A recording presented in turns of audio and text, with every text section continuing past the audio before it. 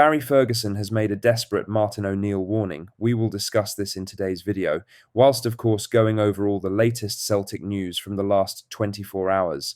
But first, make sure you like this video and subscribe to the channel for more Celtic content.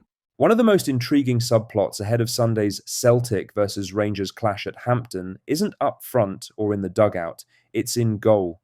During Brendan Rodgers' time in charge, Viljami Sinisalo was trusted in the League Cup. The Finnish international was given a clear role: get minutes in domestic cup action while Kasper Schmeichel handled the pressure of league and European football. That rotation kept both keepers sharp, but now everything's changed. With Rodgers gone and Martin O'Neill alongside Sean Maloney in temporary charge, the decision is wide open. Do they back the younger keeper who's done little wrong, or turn to the veteran with medals, miles, and experience? O'Neill knows there's no bedding-in period or long-term project here. It's all about winning on Sunday and reaching the final.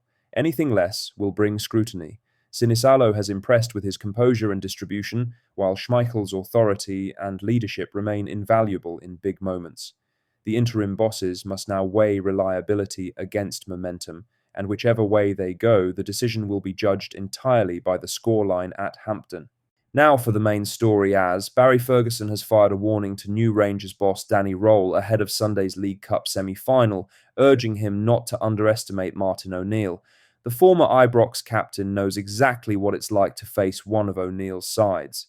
During the Irishman's first spell at Celtic, Ferguson was involved in some of the fiercest derbies of the era, and he insists O'Neill's competitive fire is still burning. The one thing I tell Danny Röhl right away is not to underestimate the man standing in the other technical area, he wrote. Sure, he's getting on a bit, but he's still the same winner he always was. He'll be desperate to get one over on Rangers, not just for old time's sake. He's a clever man, and he'll already have a plan for this semi-final. It's been a whirlwind week at Celtic Park following Brendan Rodgers' resignation, but O'Neill and Sean Maloney have steadied the ship quickly. By Wednesday, Celtic had dismantled Falkirk 4-0 in the league with renewed energy and intent. Behind O'Neill's humour and charisma, Ferguson reminded fans, lies a ruthless competitor who once built Celtic's dominance on belief and relentless drive. Sunday's Hampden showdown promises to be unpredictable, a clash of two sides in transition. Röhl is still shaping his Rangers squad, while O'Neill's early influence has reignited Celtic's spirit. If midweek was any indication, O'Neill's version of Celtic will look very different from Rodgers, and that, Ferguson believes, could make all the difference in the semi-final. In other news, Austin Trusty finally got his moment under the lights, and he made it count. The American centre-back was handed his first start of the season on Wednesday night as Celtic swept aside Falkirk 4-0. It marked the beginning of the Martin O'Neill and Sean Maloney interim reign, and Trusty looked every bit the part of a player ready to seize his second chance. It wasn't just the clean sheet that stood out. Trusty brought composure, physicality, and balance that had been missing in the 3-1 loss to Hearts, Brendan Rodgers' final game in charge. He barely put a foot wrong at the back, helping secure the shutout, while also showing leadership alongside a reshuffled defensive unit. After the match, Trusty took to social media to post, 3 points, a clean sheet, and 90 minutes under my belt. The perfect evening at Celtic Park. Thank you to the supporters for backing us all the way. We go again on Sunday, that Sunday, a seismic League Cup semi-final against Rangers at Hampden. With his minutes this season limited under Rodgers, this full 90 arrives at a crucial time for both player and club. Rodgers' departure has reopened the door for fringe players to make their case under the interim setup.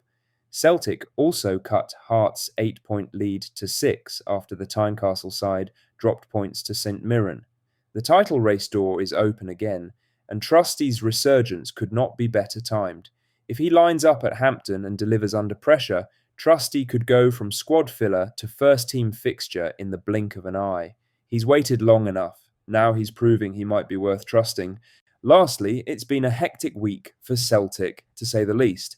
The shock resignation of Brendan Rodgers on Monday took Scottish football by storm, with many expecting him to see out the remainder of his initial 3-year contract.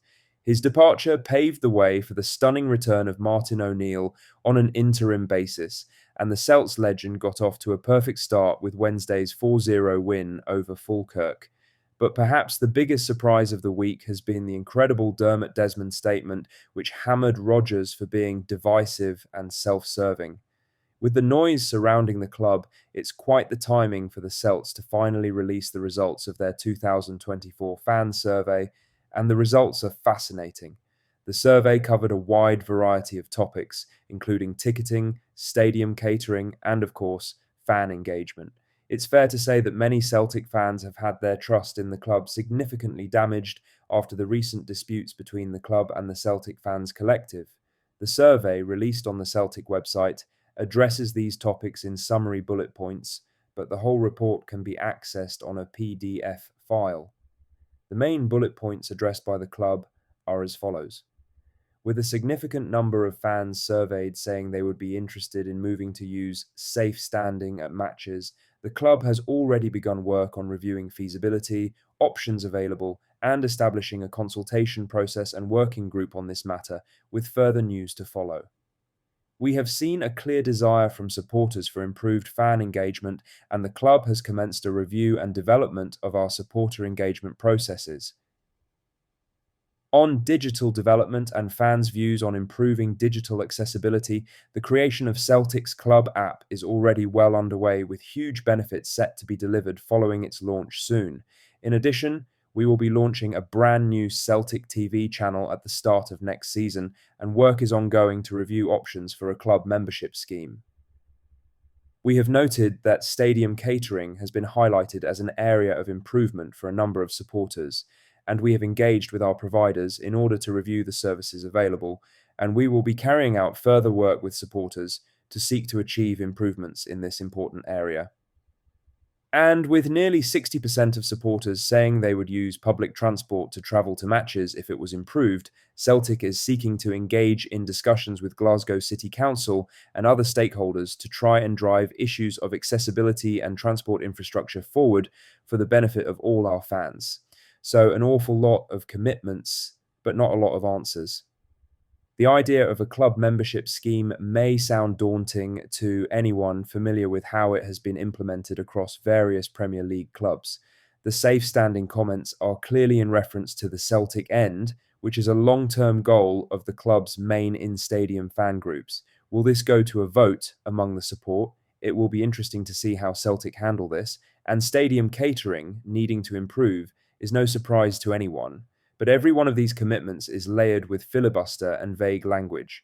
The launch of a new Celtic TV channel will be fascinating. There's no doubt that the current channel could do with some new pundits. What do you think of what we discussed in today's video? Let us know down in the comments section below. Make sure you've liked this video and subscribe to the channel for more Celtic content. Thank you, take care, goodbye.